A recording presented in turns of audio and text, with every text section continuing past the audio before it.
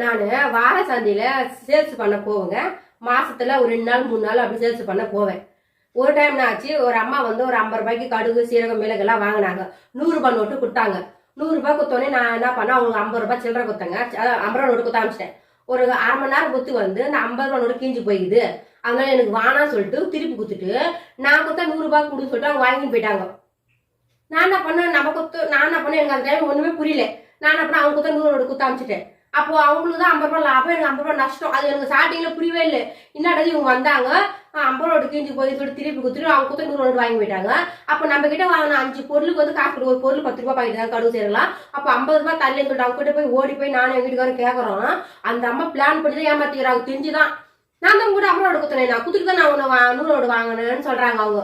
ஆனா அந்த 50 நோட்டு நான் தானே கொடுத்தேன் அவங்களுக்கு. நான் தான் உங்களுக்கு 50 நோட்டு கொடுத்து அனுப்பிச்சேன். நீங்க 100 ரூபாய் கொடுத்தீங்கன்னா 50 ரூபாய் கொடுத்தேன். அரை மணி நேரம் கொடுத்து வந்து அந்த 50 ரூபாய் நோட்டு நீங்க திருப்பி கொடுத்துட்டீங்க. அது எப்படி 3 நோட்டு ஆகும் சொன்னேன். இல்ல நான் 50 ரூபாய் கொடுத்துட்டு தான் நான் வாங்கினேன் 100 ரூபாய் சொல்லிட்டு ஒரே பிடிவா தான் பாக்குறாங்க. அதுக்கப்புறம் நான் என்ன பண்ணேன், சரி உங்க பிரகாரமே நான் வரேன், நீங்க கொடுத்த 50 ரூபாய் உங்ககிட்ட குத்துறேன், என்ன நீ நான் கொடுத்த 100 நோட்டு கொடு அப்படின்னு கேட்டேன். என்னது 100 நோட்டு தரமான்னு கேட்டாங்க. ஆமா கொடுங்க அப்படின்னு கேட்டேன். இல்ல அப்படி பண்ணா எனக்கு 50 ரூபாய் போயிடுங்க அப்படின்னாங்க. உங்க 50 ரூபாய்லாம் போகாது. நீங்க வந்து அந்த மசாலா காசு கொடுக்கவே இல்லை.